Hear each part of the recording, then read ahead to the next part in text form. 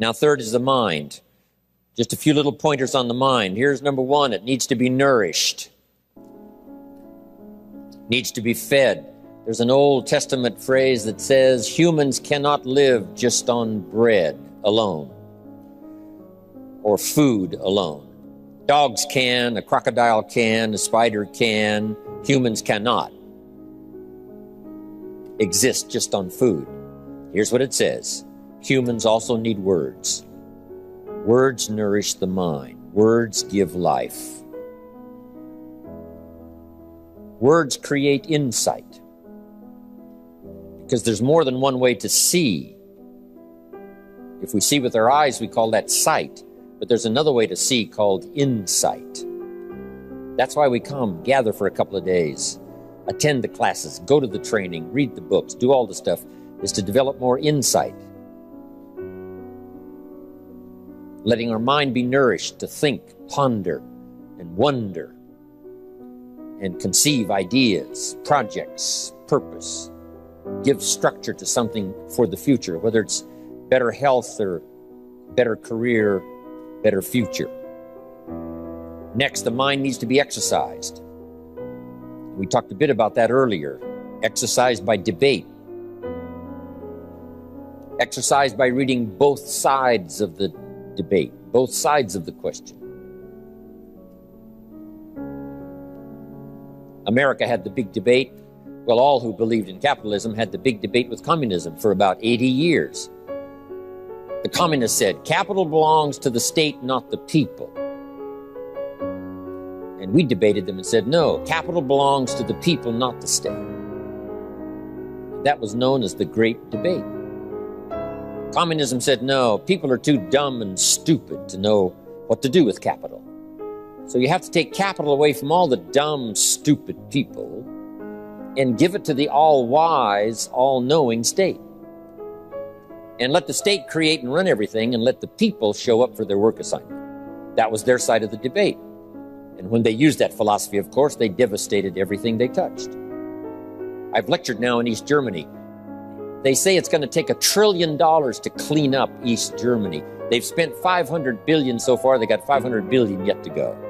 The devastation of both lives and treasure that was left by such a diabolical philosophy that capital belongs in the hands of the state, not the people. We said, no, capital belongs in the hands of the people. That's where the creative energy is, to take goods and services to the marketplace, build a dynamic society second to none, become the envy of the world.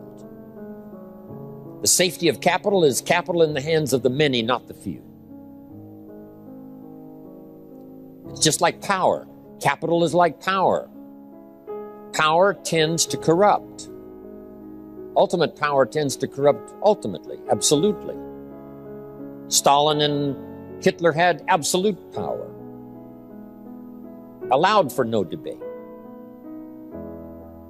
Of course, power tends to corrupt early.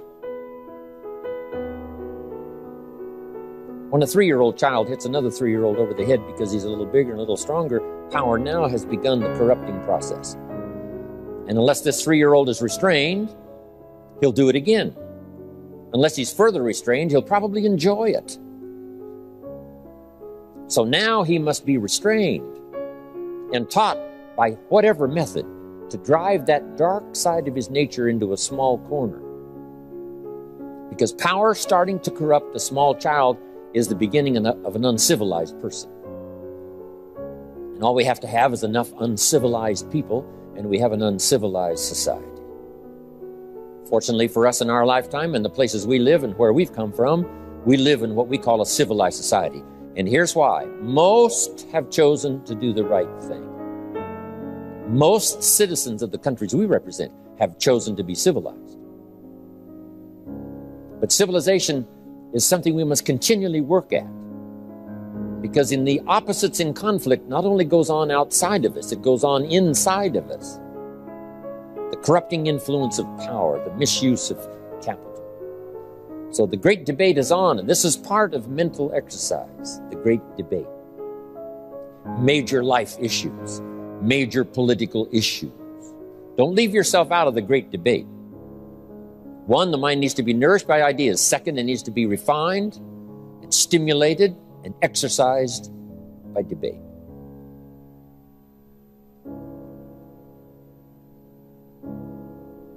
We need both sides of the human drama represented. The reason why the Bible is such a classic book in studying all kinds of stories is because the Bible is full of stories on both sides, the evil side and the good side. The Bible said, Old Testament said, this king came to power and he was a good king, and he ruled for 18 years. And then it says the next king came to power and he was a bad king, and he put up idols. He became the bad king. So it reads good king, bad king, showing both sides of the human spectrum and drama. Some stories that we read in the Bible of people to admire, others are people to despise. In your library, you need a book on Gandhi and you need a book on Hitler. One book to show you how noble someone's aspirations can be, and the other book to show you how despicable and how evil someone's goals can be. Both sides we study, good and evil, one we love and one we hate. We study illness, we study health. Someone says, well, you can't study the negative things. You have to study the negative things. You have to give voice to and mind to and time to both sides of the issue so that you can strengthen your side of the argument. In raising our kids, we have to pose both sides. What's the dangerous side and the safe side? In one of the seminars that I'm sure some of you have attended, I talk about philosophy that makes the difference. Philosophy does two things, each person's personal philosophy. So jot this down. Our personal philosophy does two things. One, helps us to see the dangers on one side so we can avoid or minimize those. Then our personal philosophy needs to be developed so we can see the opportunities on the other side so we can maximize those.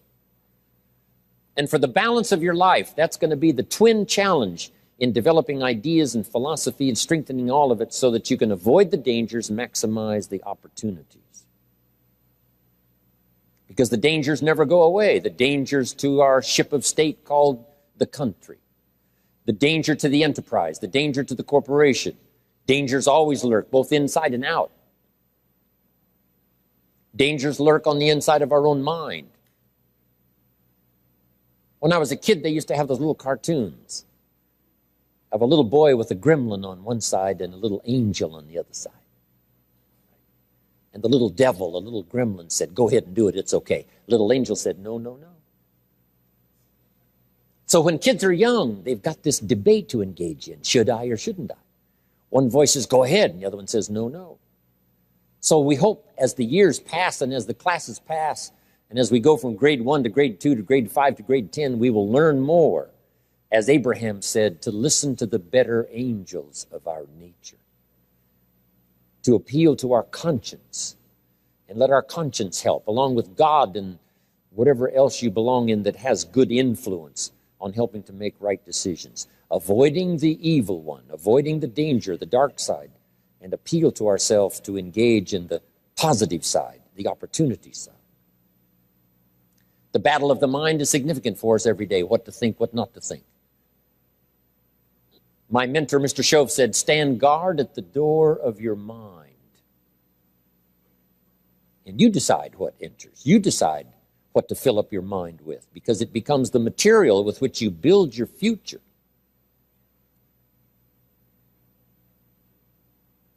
So, engaging the mind to make rational decisions about life. Beware of the thief on the street that's after your purse, but also beware of the thief in your mind that's after your promise.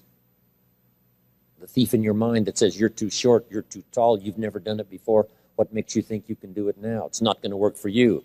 Someone else could find the book, you'll never find the book. If you found the book, you wouldn't read it. If you did read it, you wouldn't understand it.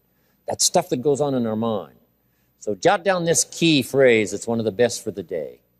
Whatever you do, don't become a victim of yourself. As you engage in this debate, what to eat, what not to eat, where to go, where not to go, what to say, what not to say, what to do, what not to do. Make sure that you strengthen the positive side of this argument with yourself so that day by day you become healthier, day by day you become stronger, day by day you become wiser. Day by day you build a better shield and immunity. An inside immunity to ward off disease, but an outside immunity to ward off all the negative and all the trash and all the stuff that would not enhance your personal development nor your promise for the future. So this is so important in understanding the mind. Feed it. We call it food for thought. That's what a big share of this whole seminar is all about these 3 days, is providing food to think about, thoughts to think about, and then ideas to debate. And it's not necessarily what's right or what's wrong, but what's better, what's best. This is okay, but this would be better. With this, yes, you can manage, but with this, you can flourish. With this, you can exist. With this, you can live a fantastic life.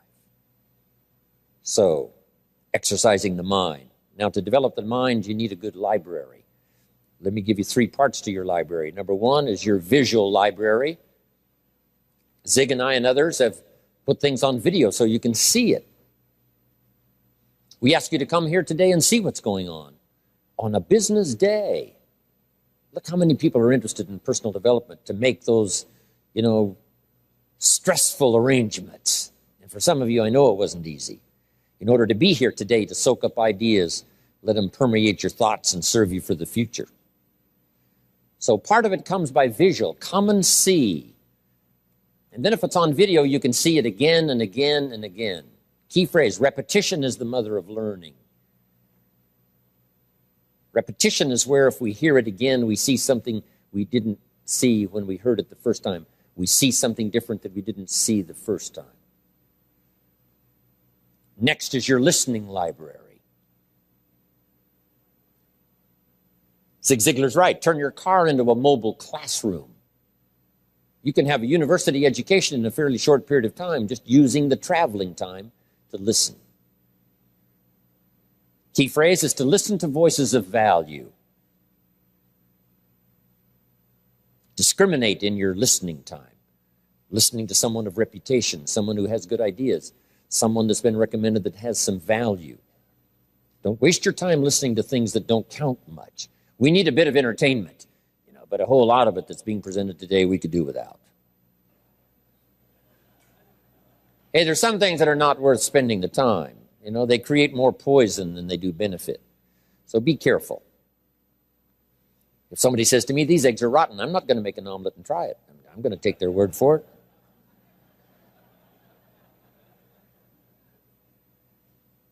So feed the mind, exercise the mind, and build your library.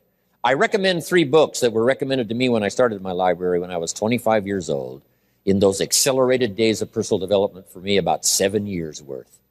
So fantastically changed my bank account, changed my income, revolutionized my future. With the foundation my parents gave me, meeting Mr. Schoaf at age 25, I'm telling you, it's been a journey for me like no other ever since. Then I've had mentors along the way.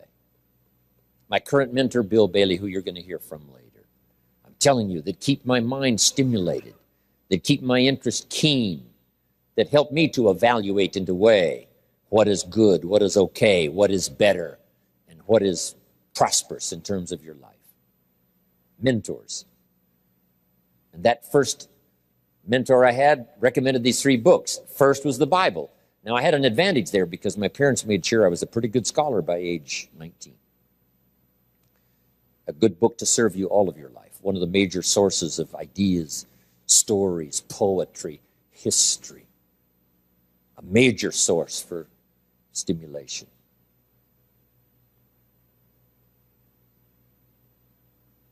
Next, he recommended the book called Think and Grow Rich by Napoleon Hill. Think and grow.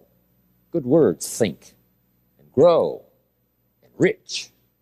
I went for it, got the book, paid less than 50 cents for it. Some of the ideas in it changed my life. Next, Schoaf recommended the book, The Richest Man in Babylon by George Clayson. Helped me become a millionaire by age 32. Totally changed my economic future. Just the ideas in a simple little book. Amazing.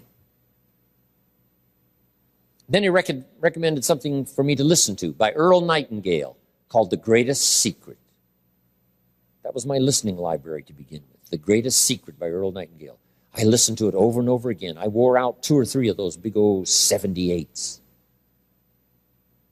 Now it's easy. From Nightingale Conant, you can get it on cassette, and you can get it on CDs. But back then, it was the big 78.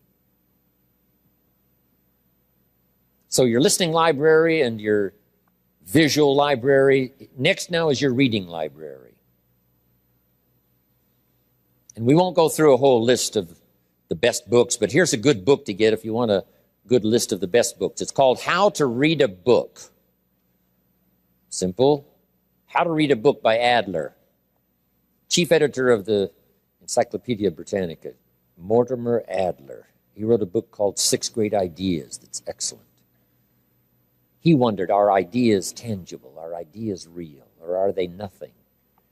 And we discussed earlier, they can't be nothing. They have to be something. But he wrote this book, along with another author, How to Read a Book. Now, if you master this book, you can get so much more from a book. Now, it's a kind of a tough book to get through, but it'll give you some ideas on how to take a book and get the most out of it. Take a book and get the most out of it. But in this book is also a list of what he calls are the greatest books ever written.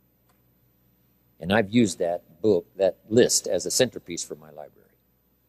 It's got the classics, which I missed. I only went to 1 year of college, so I missed a whole bunch of stuff.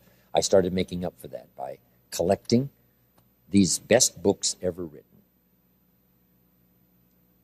Interestingly enough, on that list is Old and New Testament. On every scholar's list, East or West.